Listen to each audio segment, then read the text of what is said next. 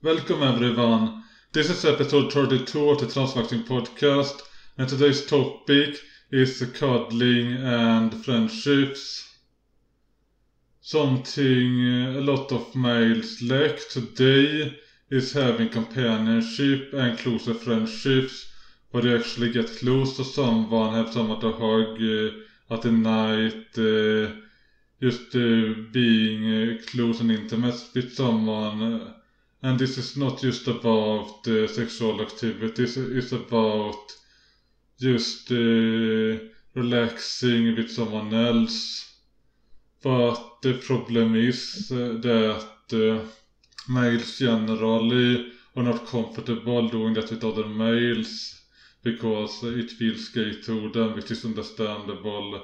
They might even find other males off-putting. Big part of it. Like it's not really the people you want to be doing that with. But physical contact is so important. You need like, I think it's 7 hugs a day for like emotional stability and like 11 for emotional growth. That's brutal to hear. I have yet to have one. Yeah, well, I don't get mine, and it's unfortunate, but since transitioning, I have had an improvement in that regard. Before transitioning, it was very rare that I'd have physical contact with another human. Except partners, of course. Yeah, I guess one thing you could try is like wrestling or something, but that's not really what we're getting at here, obviously. Like sports is an excuse for males to be like touching each other and stuff. I think that's a pretty good option for males, but it's not as relevant once you get out of school. It's just not as easy to do that. If you're at uni, then, you can join sports clubs, which is cool, but it's not something for like older, like men, especially. Yeah, it's kind of footing to like be like close to sweaty man. I think I pass on that. So we actually have a guest today. Do you mind telling us about your experience being male? Yes, hey, it's awesome to be here. I thank you very much. So, as a male, life was brutal. Basically, a ghost 24/7. Get treated like crap by society. And just one day I just decided, you know what, let's try to make a change. And so I decided to go transmaxing after watching one of your videos. And it started off light, just cross-dressing and wearing some makeup. And over time, I continued to lose weight and stuff. And the way society treats me is way different. It's actually quite remarkable. How were your platonic male relationships pre-transition before doing any of this? Oh, zero. I'm still a kissless hand, holdless virgin. Yeah, Yeah, I was a true cell. Like it was bad. I think that's a lot more common than people appreciate, especially like just even on a platonic level. If we ignore like intimate relationships with the opposite sex, like it just doesn't exist for men. I think that if you don't get friends when you're young, it's way harder when you're older to form those closer relationships. And the problem is that these days people are moving around, so even if you make friends when you're younger, like I did, like those people are going to be scattered all across the country. And then making new friends in whatever area is going to be difficult. Do people seem to be more like willing to interact with you in general these days? I'm not sure, to be honest. What I notice is that even when you try to meet up with someone to do whatever, like it doesn't go to anything lasting. Like sure you hang around with that person, but afterwards it's like you never met. So it's like pointless to achieve nothing. And it feels like a waste of time because it is, and I'd rather spend the time trying to get close to a female where I can actually have children and build something meaningful with her over a fucking male. Yeah, well, I mean, with the amount of effort it sounds like you'd have to put in to develop a male relationship, you might as well find a woman, right? Yeah, obviously, it makes a lot more sense. I think since transitioning, it's been much easier for me to make any sort of platonic friend, and like the platonic friends that I do make, it's more intimate. Oh, absolutely. And on your everyday basis, the way they treat you, I mean, everyone's just kinder to you when you're female. Do you use public transport much? No, I don't. So I'm sorry, I don't have anything to say on that.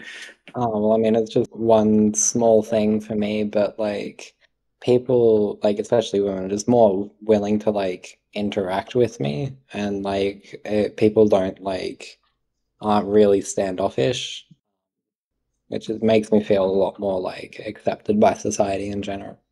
So an example that I would have is I work at Amazon and deliver packages. People will actually come and help me now if they see me carrying something, and that's never used to happen. So it just seems like they're a lot more friendly now. It's wonderful to hear. Yeah, I think there are two reasons for that. For one, there is this sexual motivation a lot of males have for like interacting with females. And like I said earlier, like if there is a male that doesn't really want to invest time building a relationship because I cannot make him pregnant. But there's also the other aspect, and this is that people are afraid and wary about other males because they don't want to get assaulted or raped or whatever.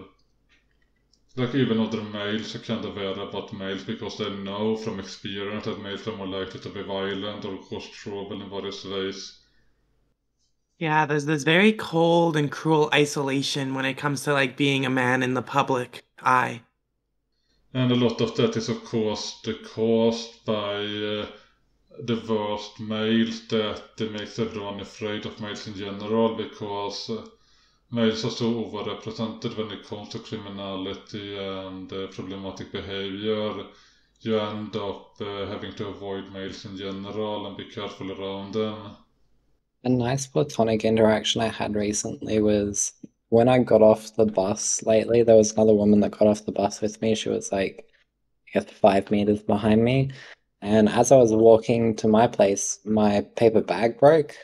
And so even though it's a woman who has, no ulterior motive to help me, she stopped and helped me pick up my things and gather my things and put them back in the bag. And it was that just a lovely never experience. happened as a male for me.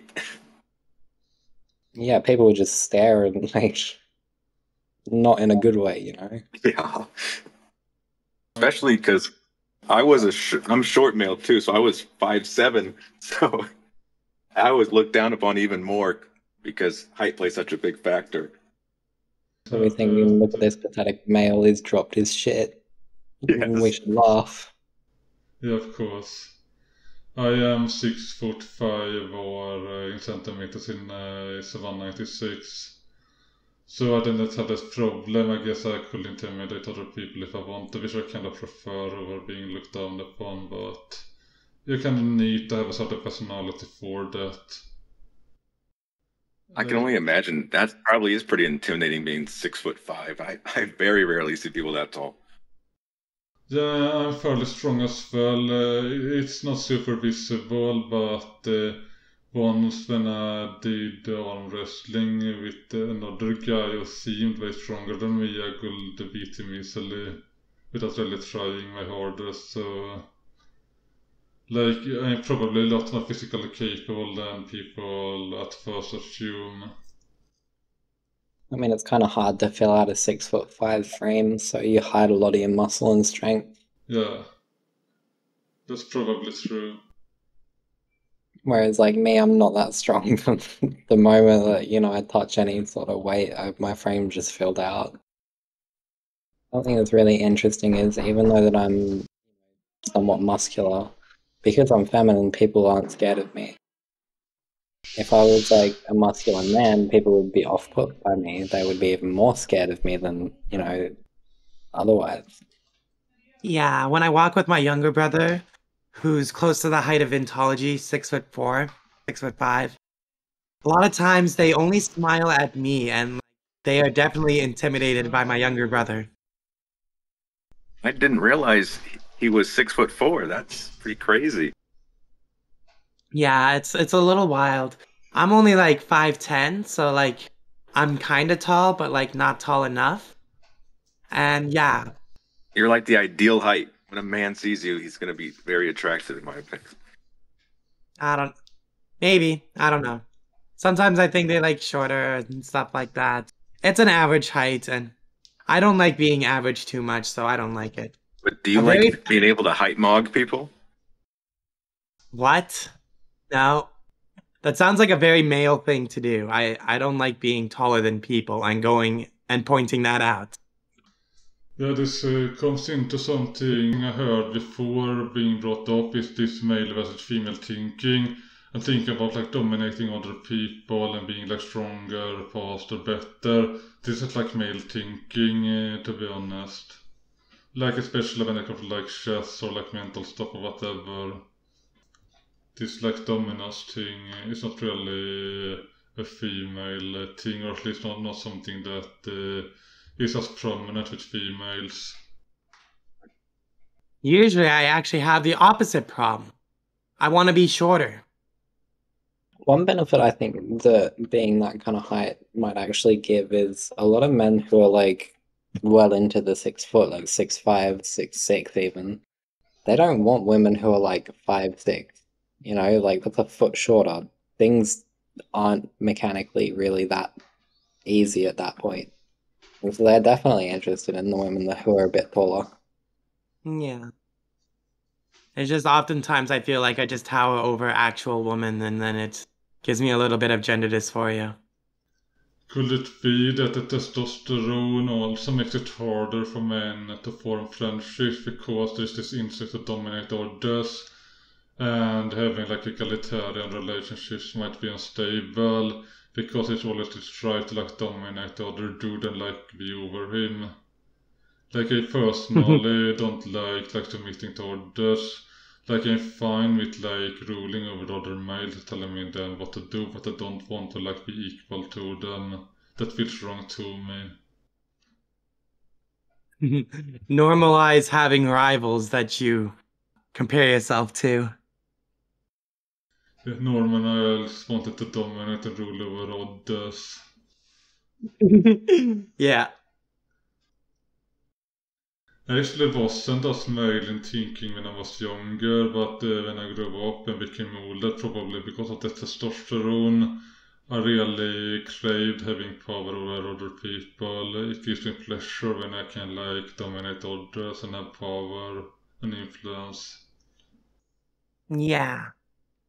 Definitely think it's something that can get in the way, but it can also lead to a form of mateship that, like a brotherhood that men have, that healthy kind of competition. But it's kind of rare sometimes.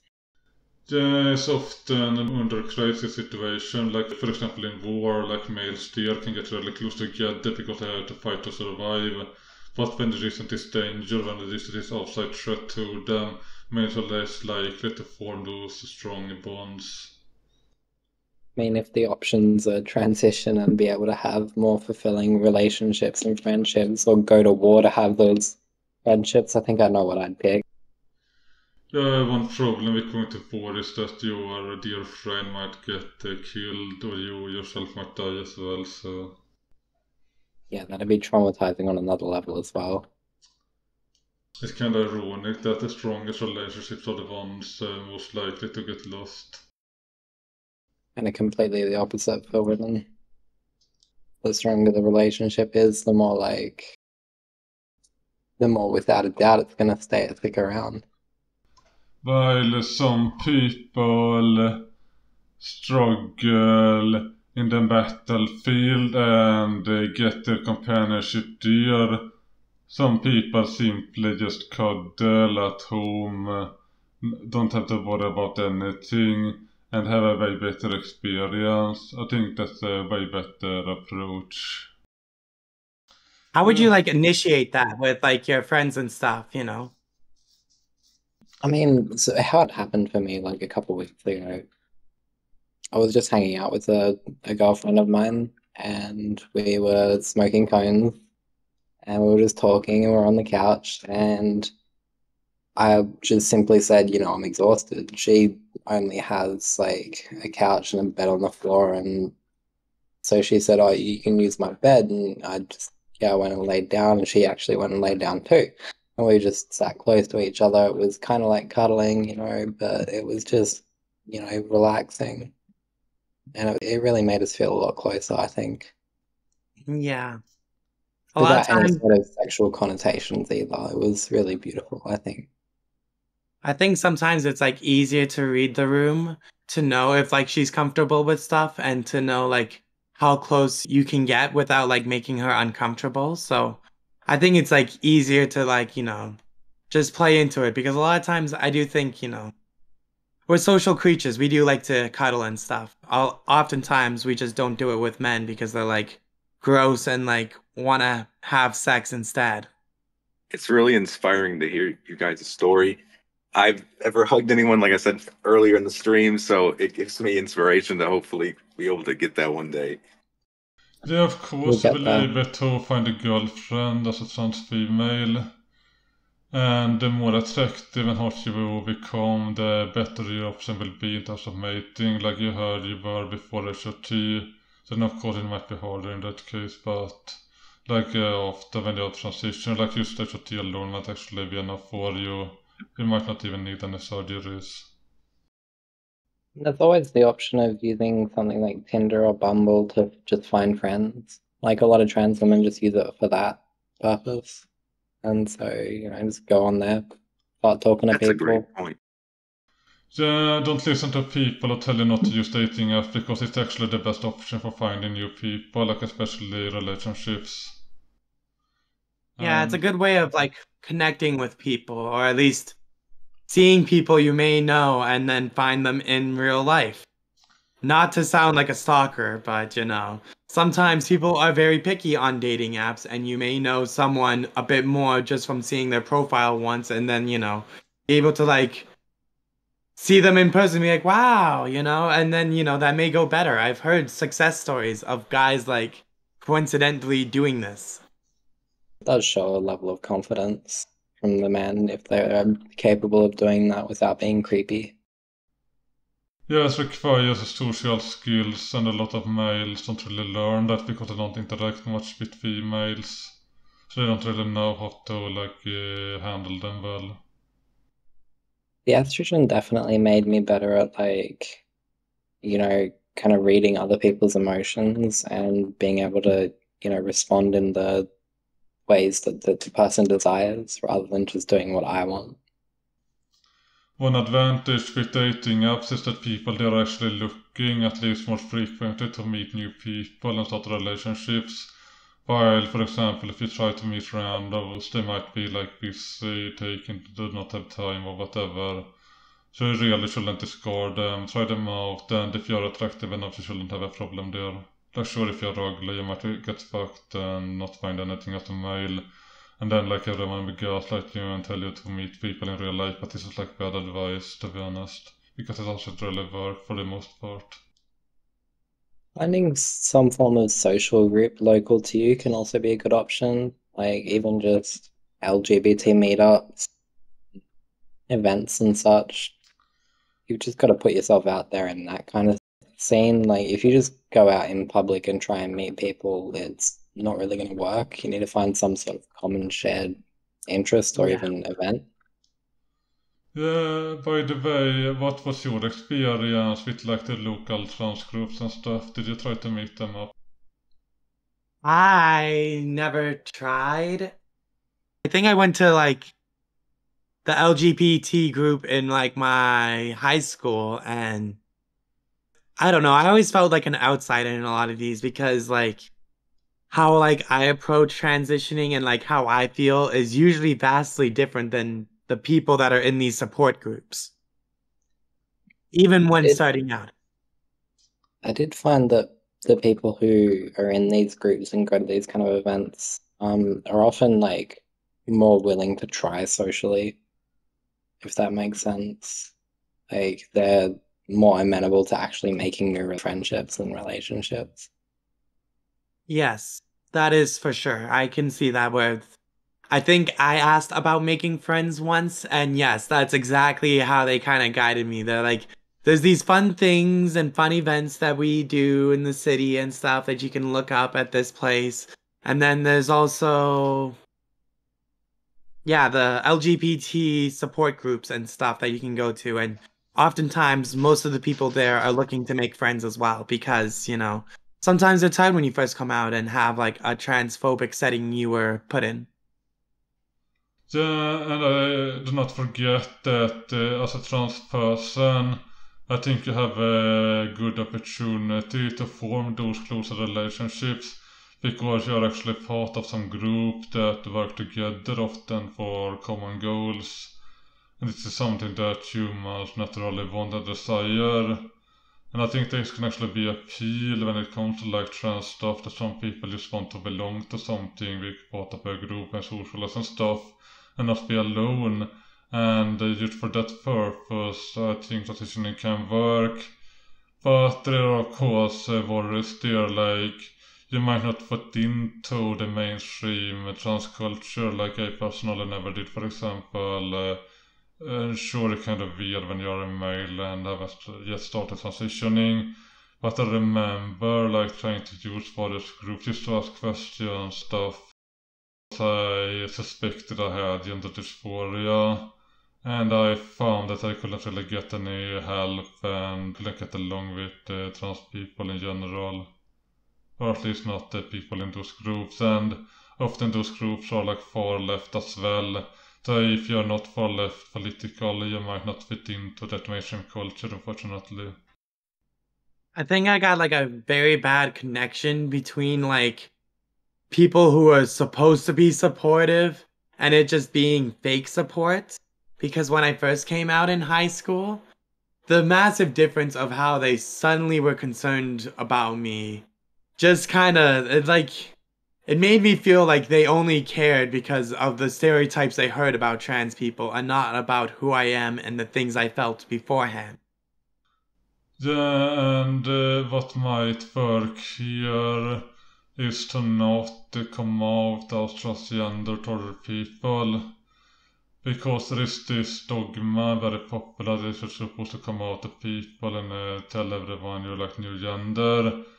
And one issue with that is that people might not take that seriously. And like even me, for example, I remember. But yeah, I fully agree. We should. Yeah, I do believe that trans people should like wait a little bit before coming out. Instead of the moment you realize it and stuff, or like, instead of trying to push all the things to go just as you come out, try to like take the steps to transition beforehand, and then when you're further on, you can come out when, it's more clear that you've been taking the steps to transition. I felt like that worked very well for my workplace where I didn't really tell them I was trans at like really any point. Just one day I told them I legally changed my name, and that was basically me coming out to them. Yeah, what you can do is that you just gradually tell people to like go by her now and stuff. But you don't use the word trans. Because I have seen this been done before with success. Because they are not like obvious about being trans, people are kind of not really paying too much attention to it, and they avoid a lot of the negativity by that simple strategy. Just don't use the word trans, just I'm like a Sheena or whatever, and then you're like already far enough along so people will respect that. And they might realize it, but they might be like second guessing themselves as well, so nothing will happen. I think one of the biggest things people hate is feeling like you're shoving it down their throat. That's where a lot of parents have issues, like that's where a lot of friends have issues, like you just need to let things happen. And like it's uncomfortable to do that, but it's a lot more comfortable for everyone around you.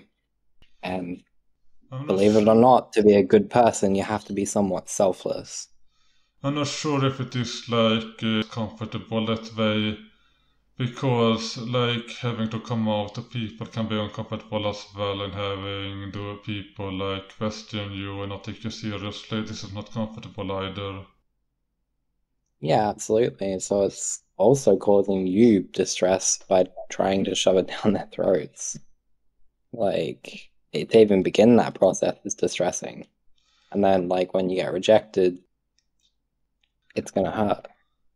And Yeah, this also- is why it bounces back to why you should take matters into your own hands. Don't try to like come out hoping that your mom and your dad will bring you to like get your hormones, get you clothes and all that. That could happen and that'd be very nice.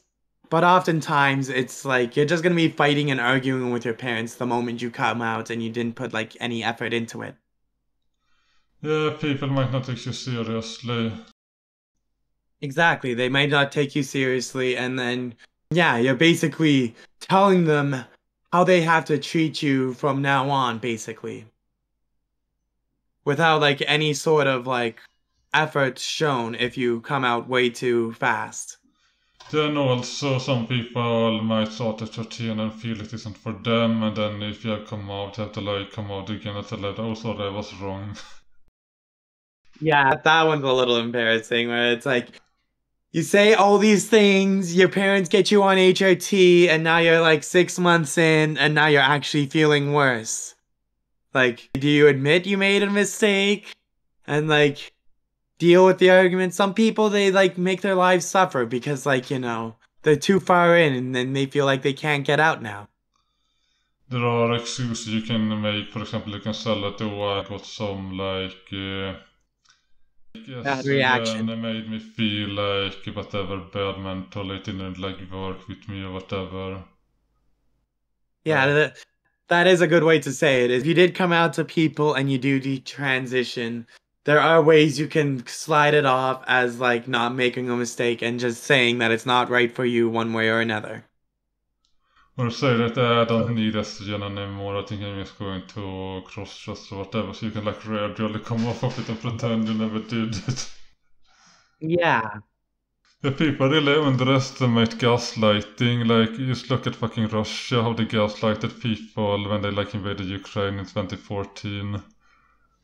Like, no, we didn't invade, or like other people rebels there, and it worked on people because like people are very easy to like push around if you do it subtly and like pretend that something else happened. Like, people are like unwilling to question the stuff, like even if it is obviously false. Yeah. Oh yeah, this might be one more important thing that I don't think we talked about when it comes to making friends and stuff. Sometimes the simplest way you can like approach women and stuff and like start a conversation and try to be friends is just like compliment their outfit or like something they're wearing or like some accessory you think is cute. That's usually the easiest way to like start a conversation and have it be very pleasant. Yeah, and as a female, it's more acceptable to be into like girly clothing and stuff. It can be weird as a male if I ask about a bra, but as a female, it's probably acceptable. Yeah. I always look at accessories for giving compliments. Yes, accessories are really good. I naturally just like a lot of things, so sometimes I just like see something I like and I just say it out loud. You know, make women have a better day. Comes naturally, that's the goal, I guess. Yeah. Yeah, this marks the end of episode 32 of the Transmaxxing podcast. I hope that you will have a nice day forward and that you will make amazing friends in the future. Have a nice day, everyone.